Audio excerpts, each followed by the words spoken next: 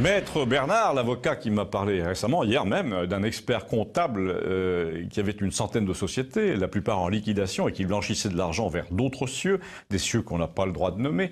Ce type à la retraite reste quand même très au courant de tout ce qui se passe de pire en France et il m'a harponné l'autre jour, comme ça, dans la rue, sur le chemin du cimetière.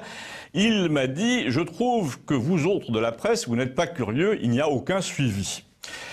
Avant de le laisser aller plus loin, car il avait visiblement un truc en tête, je lui ai dit que si la presse avait autrefois en effet pour mission de suivre des affaires pendant des semaines et de lever des lièvres, sa vocation était plutôt aujourd'hui de recevoir de l'argent du gouvernement et non de ses lecteurs, puisqu'ils sont tous partis, et donc d'exprimer à la fois le point de vue du propriétaire du journal et celui du ministre avec lequel il dîne chaque semaine et qui lui dit « Bon alors tu vois ça comment là pour mon plan com et puis pour ma réunion de mardi ?»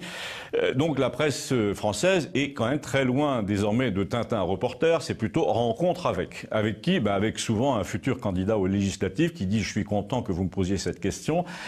Je voulais juste vous parler, me dit mon avocat et voisin, Maître Bernard, avec ses petites sandales de retraité et son air ordinaire mais rusé, je voulais vous parler d'un cas précis.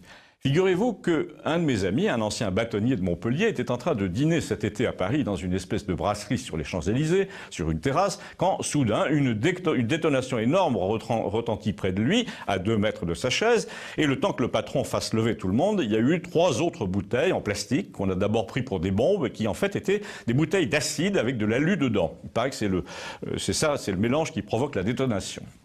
Un type qui avait vu que ça venait du 3e monte au 3e, la police arrive pendant que les gens essaient de défoncer la porte, on finit par coincer un quadragénaire et son fils de 14 ans qui était en train de sortir par derrière, et là, même moi, me dit cet avocat, qui connaît bien l'Inde et qui est quelques amis au ministère de l'Intérieur, je ne suis pas arrivé à savoir si le père et son fils étaient pakistanais. Oui, parce que le coup de l'acide, c'est une méthode d'agression qui s'est beaucoup répandue à Londres récemment et qui est surtout le fait des Pakistanais en Angleterre. Je n'y peux rien. En tout cas, vous regardez dans Google, il y a encore 12 pages de sites qui parlent de l'incident des Champs-Élysées. Tous les grands journaux y sont, mais personne ne vous dit jamais qui étaient les agresseurs, de quelle origine, leur nom, évidemment encore moins, ni surtout ce qu'a donné l'enquête. C'est un fait divers qui a été entièrement passé sous silence. Comme est passé sous silence la directive qu'a reçue mon ami le préfet du département, me dit-il, qui est de notre bord entre parenthèses, et à qui on demande de ne plus rechercher l'avis des élus dans les communes de plus de 5000 quand il s'agit de loger une famille de réfugiés. Maintenant, on vous les colle de force, donc sans prévenir. Mais ce que je voulais vous dire, me dit encore mon avocat, c'est l'inconséquence de la presse qui nous dit qu'à Raqqa et à Alep, on est revenu à la paix, mais qui ne demande à personne pourquoi, puisque ces gens peuvent désormais rentrer chez eux, puisque la guerre est terminée, on les fait venir quand même en avion chez nous pour les loger de force. Comme pour les gens qui jettent de l'acide, la presse visiblement accepte unanimement de regarder ailleurs, comme ça, sur un simple coup de fil.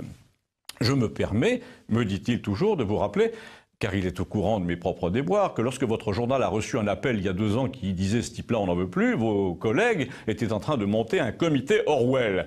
Mais ils n'ont pas monté un comité de soutien pour autant, pas plus que les brebis ne montent un comité contre leurs prédateurs. Elles se contentent de se rassembler en espérant ne pas faire partie des prochaines victimes. On voit ça dans Orwell aussi. S'ils ont fondé leur petit comité, vos amis, ça doit être pour consoler les autres moutons quand il y en a un qui disparaît. Bon, finalement, cet avocat dit des choses assez justes, mais pour remonter le moral des écrivains en disgrâce, il n'est pas terrible. En tout cas, il est certainement moins efficace que votre courrier. Merci.